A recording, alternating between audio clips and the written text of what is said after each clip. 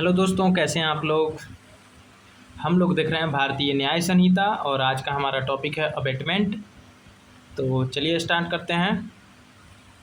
Abetment is one of the most important concepts in criminal law. A person may be held criminally liable not only for committing an offense himself but also for encouraging, provoking, assisting or facilitating another person to commit an offense।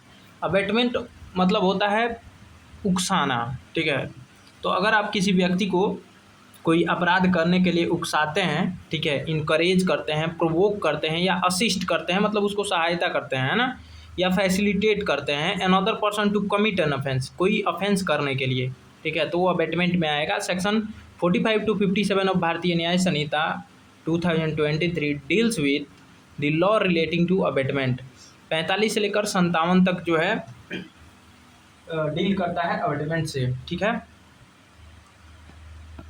तो चलिए एक एक करके देख लेते हैं। हिंदी यहाँ पे आप देख सकते हैं।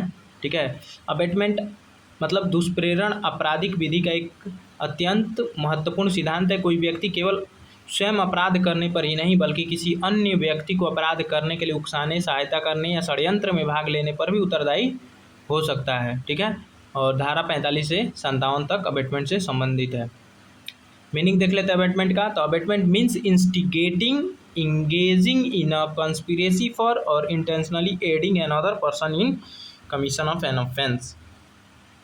अबेटमेंट का अर्थ किसी व्यक्ति को अपराध करने के लिए उकसाना, षड्यंत्र करना या जानबूझकर सहायता करना, मतलब इंटेंशनल एड है। ठीक है ना, यानी कि हम कह सकते हैं कि अबेटमेंट में 3 चीज़ें शामिल है: इंस्टिगेट करना, कंस्पायर करना या इंटेंशनल एड, मतलब सहायता करना। ठीक है ना, तो अबेटमेंट कभी भी आएगा तो इन 3 वर्डों का, इंस्टिगेशन, कंस्पिरेसी और इंटेंशनल एड का जिक्र जरूर मिलेगा, और ये पॉइंट आप कभी भूलिएगा नहीं। ठीक है, जब भी अबेटमेंट आएगा उन तीनों पॉइंट को आप डिस्कस कर सकते हैं।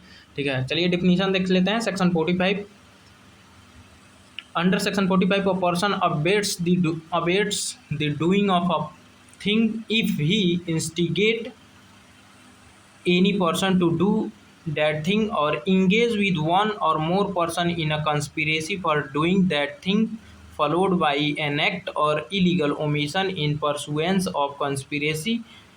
थर्ड है intentional aid by an act और illegal omission the doing of that thing.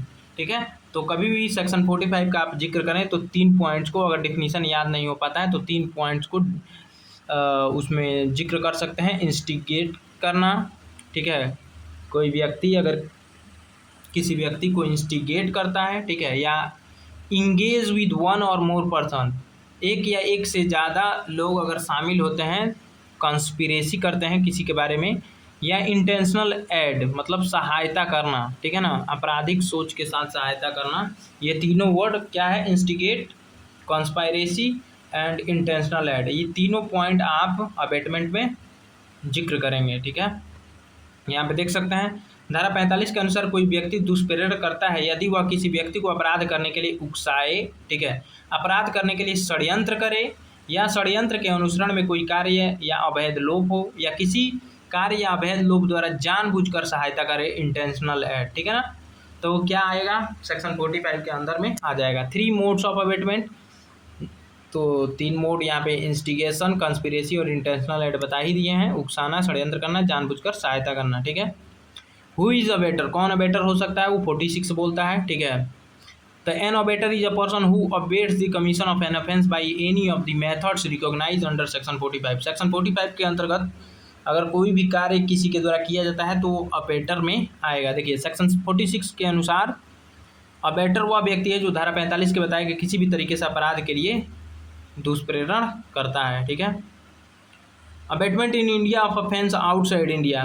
ठीक है, तो 47 क्या बात करता है? Abetment in India offences outside India. ठीक है ना, अबेटमेंट तो इंडिया में हुआ लेकिन उसके ऑफेंसेस कहाँ हुए? आउटसाइड इंडिया हुए। A person may be liable for an offence committed outside India is abetted within India where the law so provides. ठीक है ना, तो अब क्या कमिट तो हो रहा है आउटसाइड इंडिया लेकिन अबेट हुआ है कहाँ पे? इंडिया में। उसको चढ़ाया गया है, दुष्प्रेरित किया गया है, कंस्पायर जो भी, वो तो हुआ है इंडिया में, लेकिन उसका जो मतलब ऑफेंस जो कमिट हो रहा है वो आउटसाइड इंडिया हो रहा है। यदि भारत में रहकर किसी ऐसे अपराध का दुष्प्रेरण किया जाए जो भारत के बाहर किया जाना है तो धारा 47 के उत्तरदायित्व उत्पन्न हो सकते हैं, मतलब वो 47 के अंतर्गत आएगा। Abetment outside India for offence in India, लेकिन अबेटमेंट भारत के बाहर किया गया और ऑफेंस कहाँ घटित हुआ, इंडिया में, ठीक है ना। तो वो 48 कहता है। देखिए 48 में क्या है कि अबेटमेंट आउटसाइड इंडिया हुआ लेकिन उसके ऑफेंस हुए इंडिया में, ठीक है। और 47 क्या कहता है, अबेटमेंट इंडिया में हुआ लेकिन उसके कॉन्सिक्वेंसेस दिखे आउटसाइड इंडिया में, ठीक है ना। इसमें कॉन्सिक्वेंसेस 48 में कॉन्सिक्वेंसेस इंडिया में दिख रहा है। A person may also incur liability for abetting from outside India an offence intended to be committed in India, ठीक है।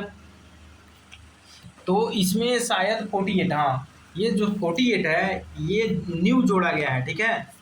एक बार हम कंफर्म कर लेते हैं बेयरट से, लेकिन 48 जो है न्यू जोड़ा गया है, हाँ सही है, ठीक है। तो याद रखिएगा ये 48 न्यू है। Abetment outside India for offences in India, ठीक है ना। अबेटमेंट आउटसाइड भारत के बाहर हुआ लेकिन ऑफेंस जो उसके कॉन्सिक्वेंसेस इंडिया में दिखे, ये न्यू है, ठीक है। तो देख लीजिएगा एक बार, भारत के बाहर रहकर भारत में किए जाने वाले अपराध का दुष्प्रेरण किया जाता है तो धारा 48 लागू हो सकती है, ठीक है। अब इलेस्ट्रेशन कुछ देख लेते हैं। A repeatedly encourage B to burn C's house, B acts on the encouragement, A has abetted the offence by instigation, ठीक है। ए बी को बार बार सी का घर जलाने के लिए उकसाता है और बी ऐसा कर देता है तो ए उकसा कर दुष्प्रेरण किया है। तो देखिए यहाँ पे हम लोग क्या देख रहे हैं, अबेटमेंट देख रहे हैं। तो ए बी को बार बार, तो बी ने कौन सा अपराध, बी लाइबल नहीं है उसके लिए, तो भाई बी तो जो अपराध किया घर जलाने का वो तो किया ही, लेकिन ए किसके लिए लाइबल हुआ, तो अबेटमेंट के लिए लाइबल हुआ, ठीक है। दूसरा है A knowing supply tools to B for committing a burglary, ठीक है ना, दिस में amount to an intentional aid. A B को चोरी करने के लिए आवश्यक औजार जानबूझकर उपलब्ध कराता है, यह जानबूझकर सहायता का उदाहरण हो सकता है, मतलब इंटेंशनल एड में आएगा, ठीक है। Important case laws, Jamuna Singh versus State of Bihar 1967 का है। इसमें सुप्रीम कोर्ट कहा कि abetment requires the legal ingredients prescribed by law, ठीक है ना। अबेटमेंट तभी होगा जब लीगल इंग्रेडिएंट्स जो लॉ में दिए गए हैं वो सेटिस्फाई होगा, सच एज इंस्टिगेशन, कंस्पिरेसी और इंटेंशनल एड। इस तीनों में से कोई या कोई दो या तीनों अगर उसमें आ रहे हैं तभी वो अबेटमेंट में आएगा, ठीक है। उच्चतम न्यायालय ने स्पष्ट किया कि दुष्प्रेरण सिद्ध करने के लिए कानून में निर्धारित तत्व तो उकसाना, षड्यंत्र या जानबूझकर सहायता का होना आवश्यक है, ठीक है। अगला है Chitresh Kumar Chopra versus state, NCT of Delhi 2009 का केस है। इसमें court observe that instigation generally involves active encouragement और provocation to be determined from the fact of each case, ठीक है। न्यायालय ने कहा कि इंस्टिगेशन का अर्थ सामान्यतः सक्रिय रूप से उकसाना या प्रेरित करना है, जिसका निर्धारण प्रत्येक मामले के तथ्यों के आधार पर किया जाएगा, ठीक है। सो थैंक्स फॉर वाचिंग, मिलते हैं नेक्स्ट वीडियो में। इसी का थोड़ा सा कुछ पार्ट है वो देखेंगे, ठीक है ना। अबेटमेंट का पनिशमेंट देख लिया जाएगा। So thanks for watching.